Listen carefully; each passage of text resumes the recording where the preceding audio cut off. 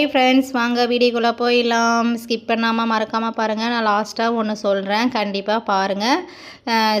முக்கியமான விஷயம், கண்டிப்பாக பாருங்கள். நீங்களே ஒரு சந்தோஷப்படுவீங்க. என்னுடைய ஃப்ரெண்ட்ஸுங்க எல்லாருமே நாங்கள் சின்னதாக ஒரு தள்ளுவண்டி கடை வச்சுட்டு நான் 3 வருஷம் இப்படி தான் ஃப்ரெண்ட்ஸ் நான் கஷ்டப்படுறேன். கஷ்டப்பட்டு நம்ம என்ன பண்ணியிருக்கோம்னா பட்டதுக்கான ஒரு பலன் நம்மளுக்கு கிடைச்சிடுச்சு. ஓகேங்களா? எல்லாருமே தள்ளு வண்டி இதில் என்ன வருமானம் வருது அப்படின்னு யாருமே நினைக்காதீங்க. ஒரு கடையாக ஒன்று வச்சோம்லன்னா யாருமே லாபம் இல்லாமல் சம்பாதிக்க மாட்டாங்க. லாபத்தோடு தான் எல்லாருமே வைக்குவாங்க. ஓகேவா? நானுமே இந்த கடை வச்சு 3 வருஷம் ஆயிடுச்சு. நான் எப்படின்னா என் பாப்பா சின்ன குழந்தையாக இருந்துச்சு. 1.5 வயசு 2 வயசு குழந்தையாக இருந்துச்சு. நானுமே கூட கூட்டு போய் ஒரு வருஷமாக வச்சு கூடவே நம்ம வீட்டுக்கு வச்சு கூடவே கொண்டு போய் வச்சுருந்தா குழந்தைய நானுமே இந்த கடை ரன் பண்ணுவேன். 2 பிள்ளைங்களையும் கூடவே கூட்டு போயிடுவேன். எல்லாருமே இருப்பாங்க சொந்த பந்தம்லாம். அவங்களாம் யாருமே நம்மளை பார்த்துக்க மாட்டாங்க. நாமளாக தான் நம்மளை பார்த்துக்கணும். மனசை தேத்திட்டு எல்லாமே நம்ம கஷ்டம் நஷ்டம் எல்லாமே நாமளாக தான் பார்த்துக்கணும். என் வீட்டுக்காரர் ஒரு பேக்கரி மாஸ்டர் தான். அவங்க ஒரு 30,000 ரூபாய் சேலரி வாங்கிட்டு தான் இருந்தாங்க. நானாக தான் நிறுத்திட்டு நம்ம சுயமாக நின்று சம்பாதிப்போம் வாங்க, ஒரு தள்ளுவண்டி போட்டு நம்ம கூச்சிப்படாமல் நம்ம ஒரு தள்ளுவண்டி போட்டு ஏன் நம்மளால் நடத்த முடியாதா தள்ளுவண்டி? எனக்கு எல்லாமே தெரியும் வாங்க, நானே எல்லாமே உனக்கு நான் இந்த பக்கா பலமாக நான் இருக்கிறேன். நம்ம பிள்ளைங்களவும் பார்த்துட்டு நம்ம வீட்டில் ஒர்க்கும் பார்த்துட்டு நம்மளால் முடிஞ்சுதே ஏதோ நம்ம சம்பாதிப்போம். ஒருத்தராண்ட வேலைக்கு போனால் அந்த 30,000 தான் நம்ம நிற்க முடியும். நம்ம தொழிலை மேலும் அதிகப்படுத்திட்டு போனோம்னா நம்ம தொழில் அதிகமாகவே நம்ம பார்க்க முடியும் வாங்க நான் அப்படின்னு சொல்லிட்டு அவருக்குமே நான் ஒரு ஆர்வப்படுத்தி எங்கள் வீட்டுக்காருமே கூச்சிப்படாமல் எதுவும் படாமல் சரி நீ எனக்கு எங்கள் வீட்டுக்காருக்கும் ஆரம்பத்தில் எதுவுமே தெரியாது, தள்ளுவண்டினா என்னன்னே தெரியாது.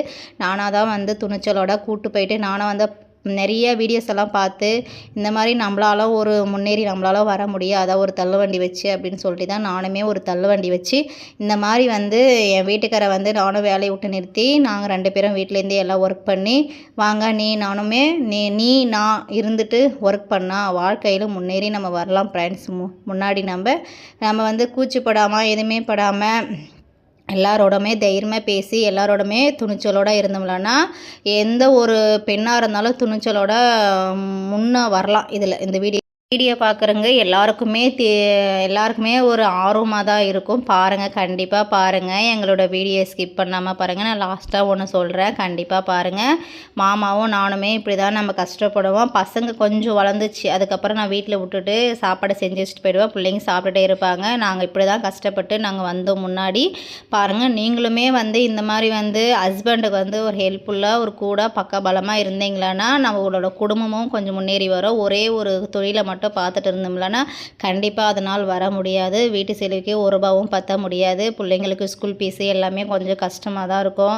ஒரு தொழில் பார்த்துட்டு இருந்தால் 1க்கு 2 தொழில் நீங்கள் செய்யுங்க. செஞ்சால் தான் நம்ம வாழ்க்கையிலே சீக்கிரமாக முன்னேறி வர முடியும் ஃப்ரெண்ட்ஸ். ஒரு 10 ரூபாய் இல்லைன்னா கூட வீட்டில் உட்காந்துட்டு இருந்தால் யாரும் தரப்போகிறது கிடையாது.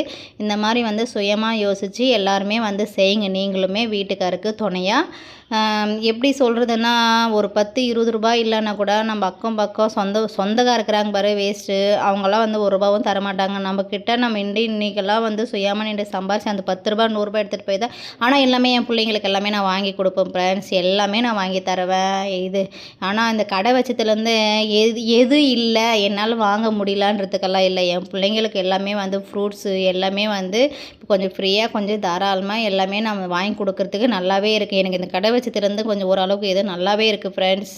நான் இப்படி வச்சு முன் தான் நான் இப்போ ஒரு மண் வாங்கி போட்டிருக்கிறோம் ஃப்ரெண்ட்ஸ். இந்த மாதிரி நீங்களுமே வாங்க வாழ்க்கையில் முன் இந்த வீடியோ எல்லாருக்கும் பிடிச்சிருக்குன்னு நினைக்கிறேன். லைக் பண்ணுங்கள், ஷேர் பண்ணுங்கள். முக்கியமாக உங்களால் எல்லாருக்கும் ஷேர் பண்ணி விடுங்க. மறக்காமல் ஒரு புண்ணியமனா கிடைக்கும். லைக் பண்ணுங்கள், ஷேர் பண்ணுங்கள். ஓகே ஃப்ரெண்ட்ஸ், பாய். அடுத்த வீடியோ